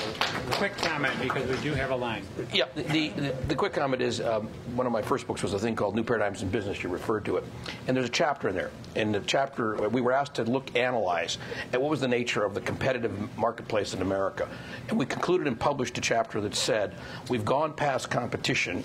We entered a state called cooperation, and what we've learning to become is co-creators. And we were talking about the American marketplace at that time, but we also said it was a model for international cooperation. So if you think about the implications of that competition was a form of, it's a paradigm that works on some levels, just like Newtonian mechanics works on some levels. An apple will fall on your head. But if you want to explain something more complex, you go to Einsteinian mechanics, E equals mc squared. So that's the equivalent of cooperation. What's truly starting to happen globally now are the real breakout companies are co-creative companies. They're finding ways to co-create between cultures, and Shell would be the best example of this, where you're no longer required to serve anywhere in London to end up being the CEO of Shell. That's a very, very major change for a company that was always from top to bottom. So I'd like to say that we can co-create, and when you do that, you have to begin to drop notions like size, large, and you have to start focusing on what's appropriate. And so the rule, I think, is what's our appropriate engagement level? Thank you. Okay, thank you. Thank you for that question. Yes. Hi, I'm Kelly Hakelin. I'm from the Montessori High School. Sorry for how I look. I'm kind of sick today, so I don't feel well. My question and sort of comment is that a lot of corporations today, when they outsource to other countries like China and India and other countries of perhaps lesser socioeconomic status, a lot of the times sweatshops are created where, whereas we don't have children working here in factories in the United States, but in these other countries we have child labor and a lot of other issues. And there's a growing movement called fair trade, so that when you make a product in, let's say, South America, instead of that person working in a factory and not making a standard of living where they can feed their children, they actually make a living in this agreement with this business that will help them to, just live. So I was wondering if, in regards to this, do you think that businesses and corporations today should follow a set of ethical standards so that a $2 T-shirt that I get from Walmart won't be made by a child in a sweatshop in China? We outsource extensively. Virtually everything we make at Men's Wearhouse, all $2+ billion of it, comes from other countries.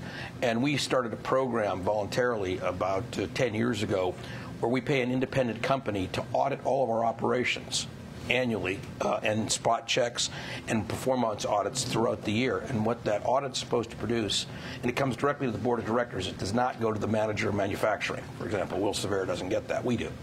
And it tells us at the board level whether or not our practices in country are appropriate to the country. Here's what we mean by that. We have standards that are minimal that we won't permit in any country where we do business, and we'll yank out of that factory if we find them. There are other questions that are much more difficult. You raised one. There are in some countries where a 16-year-old going to work actually is part of the family support system. So in those countries, we try to adapt to it and say, okay, is the 16-year-old being paid like an adult, or are they being paid like a child laborer? And is in this culture, is 16 the age for school? Is 16 the age to have left the farm and begin to contribute back to the family's well-being? And it's difficult. It's culture by culture. It's country by country. The key thing is every company I believe in the world has a duty to independently audit that the way we independently audit our own factories, whether they're in America or elsewhere. I recommend it. I would just sort of summarize a bit and say that there are two big issues, maybe three, but two big issues. One is, what is the standard? And what you're saying right there is, how do you decide what the standard is? It could vary from country to country. Okay, in this particular very poor country, Niger, for example, I was visiting recently, where if children did not work, the family would starve, and that would include the children because the level of income is so low. So it's how you have to create a standard that is reasonable. And the second one is, whenever you have a standard, is how do you implement it? How do you enforce it? I think particularly if you're in the retail consumer area of business and you're a private sector company, it's not like China where you're controlled by the government, then using your agreement and implementation of a standard that saves the lives of children, for example, is a very good marketing technique. I mean, it's basically part of advertising, which reinforces the ethics, right? But if you're in defense, strike that. If you're in offense or military area, where it's not a big retail, Walmart, it's not a big retail consumer market, then you have to find some other way of implementing it. Implementing the standard, because, I'm not going to buy an F-16. I mean, that's not going to adversely affect the bottom line of Northrop Grumman. So you need to do something else, and it might be through, dare I say it, through the law, or at least creating incentives. You can either forbid it, or you can create incentives and disincentives. And when you forbid something, that's just it's a very powerful way of creating a disincentive. It will throw you in jail. So I would say, yeah. Now, there have been disagreements as to how you might do that. Through trade, okay, we'll put a tax on companies, for example, that exploit child labor. The problem, I think, up till now is that, in theory, that's not a bad idea. We'll say consumers will pay more for a company. Might as well go to a company that doesn't exploit child labor, because we're going to equalize the costs by putting a tax on the company that does. And that's, in effect, what putting a tariff would be. There is fear, though, that rule, that law, that implementation will be captured not by the folks who are concerned about the welfare of children or any other thing, environmental degradation, for example, or wiping out the wild fish in the sea, but by selfish economic interests. And they'll say, okay, we don't care about that. What I care about is my selfish economic interest. So we're going to throw a tariff on something that will benefit me directly, as opposed to benefit the poor child or the environment. I think that's the big concern. Who will capture the process? Can you be quickly, only so Kelly, long that the next person... In addition to the regulatory stuff, which is absolutely critical, let's be the change and build up an alternative lifestyle. So 10 years ago, there wasn't organic veggie options in Kidron, Ohio, where I grew up. Now there is. Why? Because a bunch of people decided to support that industry. So I've been a vegetarian for 15 years, haven't owned a car for 15 years, and buy organic for 15 years. Let's build up that industry. I realize that fair trade is sometimes more expensive, but to the extent we can, where regulation fails, let's create a market for the alternative that we want. I think, okay. I just say sometimes we forget. You go back to the 1700s, the cheap, poor little country that provided all the goods back to Europe was the United States. The United States exported 75% of the world's cotton. Right. I mean, and that was through cheap labor and slavery. Slavery. So I mean, and some of that you start. Some of these countries have to start somewhere. It might not be pretty, but it's a start. Right. I agree with you. But until we can add distinct value, which is better than what China makes, we will be looking at the price. So until we start making products here which add higher value, we are going to play this game. I think we have to move to the next question. Thank you. clearly that was a question that resonated well. Afternoon sometime. Good morning. I'm Catherine from the Center for Strategic and International Studies from Washington, D.C., CSIS. I really enjoyed the last week attending the summit, and have a background in criminology, worked on several joint projects with the World Bank and with the FBI and Wharton School on fraud and corruption, so my interest lies around that area.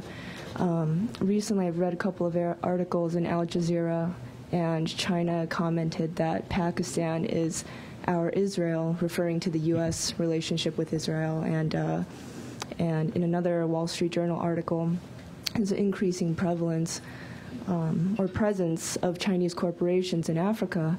Yeah. And I'm just wondering, for countries, any comments from either the panelists or from the audience on the role of Chinese corporations in countries like Iran and Pakistan, Nigeria, Kenya, Congo, and the implications to global security? Anybody want to pick that up? Yeah, I'd like to comment on that. So Senator Kerry and Senator Lugar had a bill recently that grants up to $15 billion over the next 10 years to Pakistan to essentially economically develop the border region, the AFPAC border region, Afghanistan-Pakistan border region. Some people call it NWFP, FATA, federally administered tribal areas. It's essentially where we think Osama bin Laden is, and it's where all the fighters are. So let's develop it. And most of that $15 billion is going to the private sector that I mentioned at the beginning of the conversation. So while we accuse China for going and building roads through government-funded projects and not having any kind of accountability measures with African leadership, we do the same with Pakistan. That money is going to our businesses, U.S. businesses. And the military funding that we've given to Pakistan government, ISI and their military, since 2001 has not been accounted for. Numerous reports have actually shown that the billions that we sent to them have not been accounted for. So in terms of kind of the socioeconomic political accountability criteria that we're placing on Chinese corporations for the work they're doing in Africa, we're doing it in Pakistan. So I would actually push back, and I appreciate that you're thinking within the CSIS community, that we're doing the same thing, just under a different umbrella. And a lot of the development people have acknowledged internally to me, unfortunately not publicly, that our development wing in Afghanistan, Iraq, and now Pakistan is purely political. It's political because you want to believe, and policymakers want to believe, and they sell to you, that we're liberating the women in Afghanistan, or that we're helping Iraqis vote. And so there has to be a concomitant development agenda so that we justify our intervention. The problem with that agenda is that it's not working. It's not building up the political, economic, social capacities of these governments, and I would be willing to go to bat on that and show you how it's not. So if we're serious about that, we should work with China, and we should just own up to the fact that we're both in the same business under a different narrative, and say, okay, how do we sustainably develop Africa and very unstable regions in Central Asia that we care about and that, frankly, have resources that we as multi-powers in an increasingly multipolar and multi-powerful world need for our increasing energy use. So I would appreciate a more frank assessment of what's going on. I can do a quick one. Let me throw a little thing in here, too. You know, I'm in the metals department here, and in 2008 was a disaster for the metals industry, both for the mining side of it, the extractive part, and then also manufacturing. There's an article in one of the trade journals that says, essentially, thank the Lord for China, because throughout 2008, because partly it's a state-run company that is trying to sustain relationships over a long period of time, they stockpiled these metals and they kept fractions of that community alive that would have had to shut down otherwise. And so I think they're going to have they already have a huge role. They're building very strong relationships, and they're going to compete with the relationships that have been historic. And metals are not so common as they used to be. 75% of the surface of Jamaica has been removed. And it's been removed to make chalkboard trays and things like this. All the aluminum in the world came from Jamaica for a long period of time, but it's gone. And so now they're going other places. What were you going to say? Quick, we've been monitoring China for about 20 years in a specific area as to what's going on. And it's a very mixed bag. China is the ultimate in the pragmatist. And what they do is, in places where they have to be good guys, they're very good guys. In places where it's okay to be a bad guy, they're very bad guys. The Congo would be one of the best examples of that. There's some others, as you know, in Africa. So I think that the issue with China, and look, they're great guys to Australia. Yes, I mean, Australia is the mine next door, so they take care of them. But at the same, and they're very good. Unless you work for Rio Tinto, which you might go to jail. In which case you go to jail, but that'll get worked out, I think. But the point is that it's country by country, and it's region by region with China. So one of the hoped-for outcomes as China becomes larger on the international stage is they begin to see that their own interests are better served in a collaborative effort with the U.S. and other multinationals, because in those situations where they do that, they actually have a more stable platform which lasts a longer period of time. And because they're pragmatic, I suspect they'll go there. Not because they want to be nice guys, but because they actually need all these commodities. And they do. Just very quickly, that sort of the second half of your comment, along with what you were just talking about, that I think that Chinese companies, particularly in Africa, are simply not subjected to the kinds of constraints that large Western companies are subjected to. Part of it is that consumers will not tolerate it. Voters in Western countries simply won't tolerate it. And international organizations like the IMF and the World Bank, for full disclosure, I've worked quite a bit for both of them. They have rules, may not be the best rules that everybody wants, but do have rules that restrict the kind of lending that can, particularly say the World Bank that does project lending for project support. They simply will not lend money to bad governments to support Western companies or even local companies to do things. And it's public opinion, both consumers and voters, governments and international organizations constrain Western companies. Chinese companies simply don't face those constraints right now. Now, maybe in the future they will, but they have enough capital and they've got enough backing from the government because, let's face it, even the private Chinese companies are run by the government because they select the directors and the officers. So right now it's a big problem, and I think getting considerably greater in Africa because the good old days of constraint, which are relatively recent, I mean, go back 20 years, there was no constraint, are just not applicable to China. And Myanmar is a case where both countries use slave labor. The West, Halliburton built this pipeline using slave labor. That's been documented and reported. And China uses slave labor because of the Myanmar Republic. So in that particular place, they collide and both have bad policies. So it's really case by case, country by country. Yeah, that's true. We do still have prison labor in this country. But let's move on to the next question. Two issues I'd like to raise. One is I'm so impressed with the breadth of knowledge that's come to this conference, people who are really committed to another look at what's real security. But it seems to me you are failing. Where is this voice that is a critical mass in our public discussion? For 20 years, the American public and political establishment has just caved into a very different point of view, a militaristic American should be the world's policeman and use military force. Are you talking about how you can be more effective as an organized voice in our country to turn that around? That's one. Two is you speak a lot about corporations, but I'm wondering about the role of the banking and financial elite. I recently read a book, Web of Debt, by Helen Brown.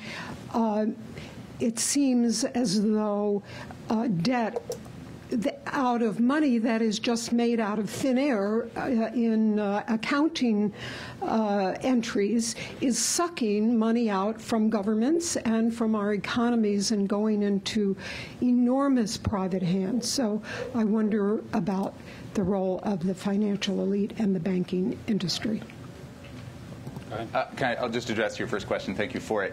Well, I expect Shannon and Dot Maver here to lead the alternative voice. I mean, it's really building institutions. We have to build alternative institutions. We haven't necessarily failed, and I'll go back to yesterday's 1,384 steps to get to 1,385. It's baby steps because there are some big insurmountable obstacles. And one of those obstacles is fear.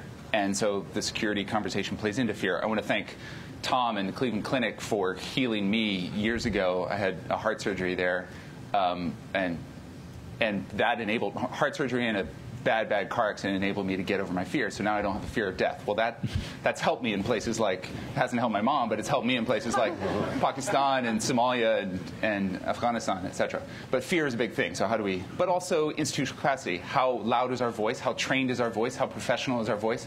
So the National Peace Academy in Amori, these are the institutions that we need to build and continue to foster. So. You raised the fear question yesterday as well in your talk, Major. And but it seems to me not being afraid is much tougher to sell than being afraid. It's harder to get people motivated to not fear. See, fundamentally, until we go back to our new generation and begin to distinguish between what we call education today, which is merely tools to make a living, but we don't tell them what to do with the tools. We don't give them a value system to operate within. If that is not added on as a regular curriculum to our colleges and institutions, we are going to be talking about this in 10 times more complicated way 10 years, 20 years, 100 years from now. We had that system at one time, and it's called the Judo-Christian relationship, and we've trashed it. And that, in a big way, is the cause of some of the ethical things that you're facing today. Just to your point, I think it's really true. A scalpel in the hands of a surgeon will save a life, as it did for Michael. In the hands of a murderer, it will kill. Yes. So the tool's neutral, and your point is well taken. It's how we use these tools that are critical. With regard to the second part of your question about the financial elites, surprisingly, one of the best insightful investigative pieces written on that in the last 3 years came out in the Rolling Stone magazine by Matt Taibbi. Mm-hmm. And it's the story of the effect of Goldman Sachs on America. Now, it just so happens that story is true, and it's an inside picture of a 120-year effect of a particular group of financial people on the U.S. government, how it's worked, and it's quite accurate. And even the Wall Street Journal would agree that it's substantively correct. So take a look at that piece as a microcosm of the answer. The bigger question you're asking, I think, the public got clear in the last collapse that it needed to set some rules because it hadn't done it since in the 1930s. And it began to look at how is Main Street controlled by Wall Street. It's the most important topic probably for right now, because at the time of that collapse, to go to your point about artificial money, QE2, when you hear it talked about in the press, okay, when they talk about QE2, that's not Queen Elizabeth II. Okay, that's quantitative easement 2. That means printing money with no asset value behind it at all. It's like completely printing press money. And we're going to it. We've launched it again. Now, that's important because that particular approach will lead us perhaps to where we have more gambling instruments and currency in place than we had in 2008. Which triggered the last collapse. We had a cardiac arrest of the global financial system in 2008, as you recall. It literally seized up. We need to be aware that at the time that happened, what triggered that were derivatives. There were $650 trillion of derivatives floating, which is a giant game of liar's poker. Today, there are $705 trillion. So we have to begin the process of bringing this under control. The new bill does, but it's going to take years to fully be effective. And if it's gutted, which it might be, then I would say it's highly likely there will be another cardiac arrest, and the team and the tools won't be there to solve this one. Okay, we have to move on. Thank you. The tyranny of the clock is right. I'll make this brief. The question, the answer may not. I wonder if if the panelists would care to take the initiation and conduct of the Iraq War as a case study and tell us what they think the corporate contribution to fomenting or pushing that war forward was, to what extent it was for oil or for other, other business reasons, let's say, and what lessons we can learn to the extent that there were corporate contributions, what lessons we can learn for the future. So I'd like you to address that as a case study in point, because we haven't been too concrete in this discussion. Michael talked about it. Yeah, and we can continue. I won't speak to the rest of the panelists, but I know it's approaching 11:30, and I'm happy to continue talking about it. I think we have something. I have something at 12:45, so I could talk till then. But quickly on that, it's not that there were a whole bunch of corporate contributions immediately before we invaded Iraq, and suddenly this inflow of money. No, we've set up a whole system. The reason I keep talking about politics and business is that they've conflated. And they've conflated for a whole bunch of reasons, but you're allowed to lobby. In other countries, we call it corruption. But there's a lobby system here that is shady, and it's dirty. And the Supreme Court just made that even more possible with campaign ads, et cetera. So that's problematic. So it sets up a culture. Now, in terms of how they sold us on WMDs and the vial that Colin Powell held up at the Security Council and these kind of things, again, that plays into the fear. And that fear is played in well. But I would push back and if we really care about dictators, and if we really care about women being killed and all the other awful things that happen in war zones where dictators may exist, then why aren't we caring about Congo? Why aren't we caring about other places in the region? So that gets to your resource issue. I mean, would it be better if the U.S. government would be frank about it and be like, yes, we need Iraq's oil because they have top 3 oil reserves in the world? I don't know, in terms of case study, how we educate the American public in the advance of another WMD conversation. It's happening on Iran. Within the next couple of years, we'll be in there. I'm guessing. I would say it's a guarantee, or somebody else will go in and we'll defend them. So that's problematic because it continues. And we've sold the American public on Iran having a nuclear weapon. So the cycle continues. So education's a key part of that, but engagement's a critical part of that too. But you can only engage once you've been educated, not necessarily formally, street smarts too, being in the country, etc. But education and engagement are essential. We just need a whole bunch of new blood, and this is where Inamori and National Peace Academy are critical. I would say and this is the 30-second answer, and if you want to stick around with one, give me a chance to go to the bathroom and come back, and I will. But basically, I'll definitely do that. I'll stick around. But there's a very short answer. There's a longer one. Here's the short. The short answer is what Woodward and Bernstein said many years ago when they were tracing what went wrong in Watergate. They said, if you want to know what happened, follow the money. Follow the money. So I'll be happy to show you how the money trail worked. It's directly connected. There's no missing dots. And the reason that we are in the Middle East, I think, include the Pentagon, everyone agrees, it has oil. If it didn't have oil, we probably wouldn't be there, although we would still have the desire to have an outpost in Israel. So it's not like we'd leave it totally, but we'd let huge chunks of it go, and the people there that have the oil would go back to riding camels. Okay, we've been granted one disposition for one more question before the time runs out. This is going to be very brief. I'm impressed by the blazing display of erudition and education and power and of this conference. I want to bring it back. The word ethical is also part of this conference. And I want to remind you that since World War II, 100 million persons have been killed in wars. Most of these civilians going up to 60, 70% now. That's not the question. I was 20 once, and most of you guys are 20 here, roughly. At that time, I had two questions in my life.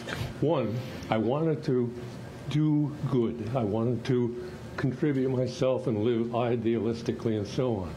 Second, I wanted power, because I knew I needed the power in order to survive in a financial economy whose basic value is money and power. So I have this lifelong conflict. And I dealt with mine by, I deal with it every day, because that's quantitative. When do I do good? When do I want power? But I want to speak. Dr. Sondi is, to me, a clear case of this. He came to America without any financial power. He quickly, with his intelligence, built a remarkable egalitarian corporation that was founded on the best principles of, I think, democracy and so on. And then he sold it to Dow Chemical. And if I wanted to find an image of corporate evil in the world, I could hardly think of a better one than Dow Chemical. Probably using the profits from Agent Orange during World War or during Vietnam to buy Dr. Sony's idealistic little company. So that had to be a terrible decision, Doctor. And I wonder if you could tell these young people how you managed to make that decision, which certainly enhanced your own physical and financial power in the world, and at the same time managed to keep your ideals for living for world community and peace and so on. Well, I think, thank you for asking this question.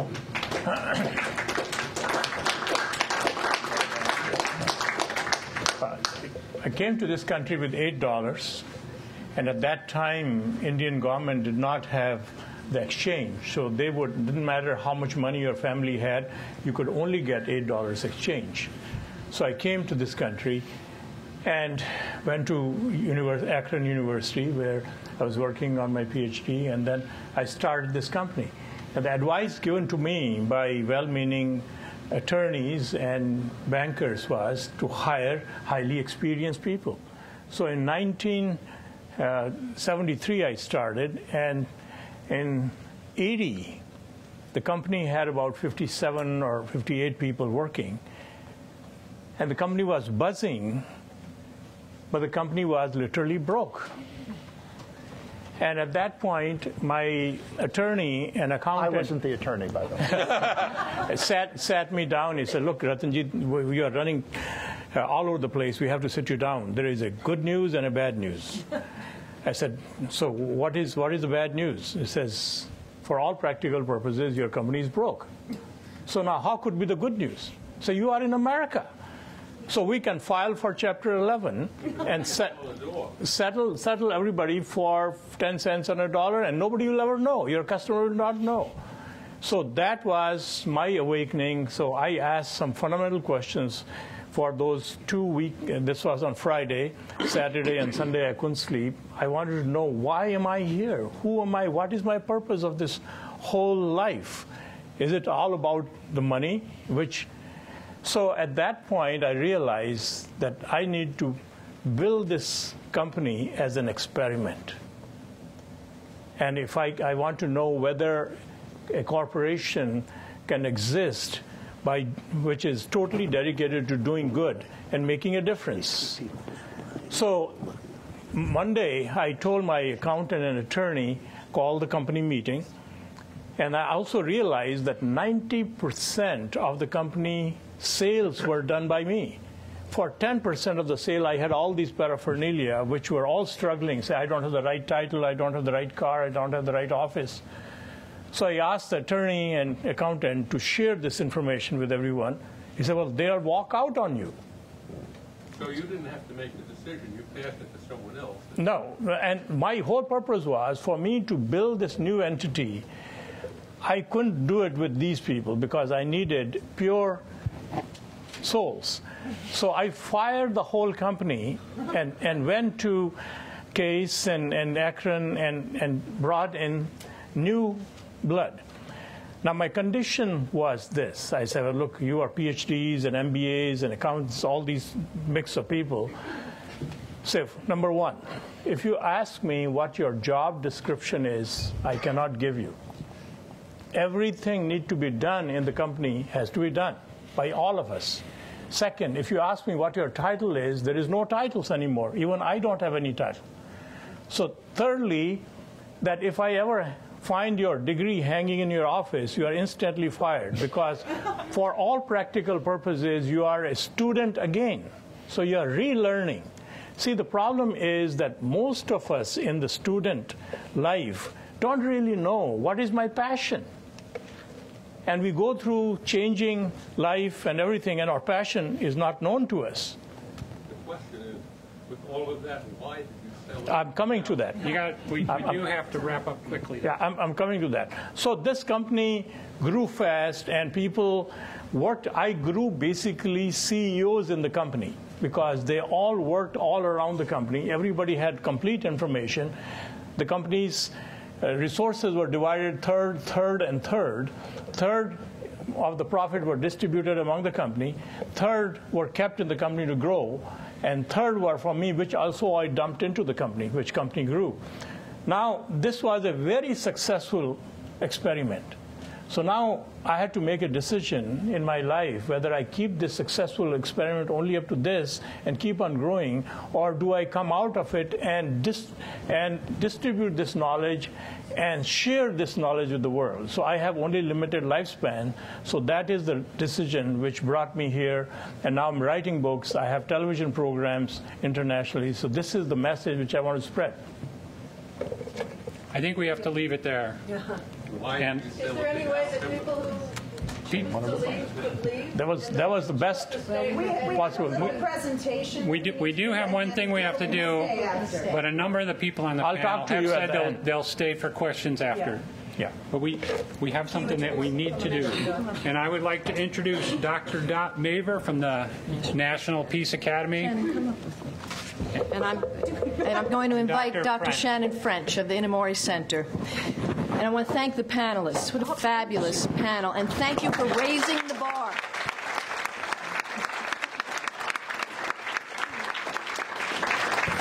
Essentially, the government of the United States of America actually represents service to the people, of, by, and for the people on behalf of the common good. And to be awarded a congressional record is a very high honor, as it records in the history of the United States of America the recognition of an individual giving their unique contribution on behalf of the greater good. Today, on behalf of Congressman Dennis Kucinich of Ohio, it is our distinct honor to present this congressional record to you, Ronaldo Brutico. Oh.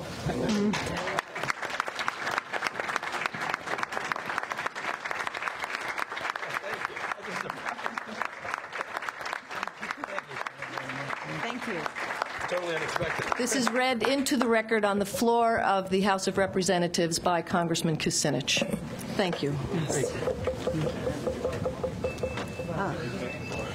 I'd just like to say again, thank you to our distinguished panel. Can we have another round of applause for their...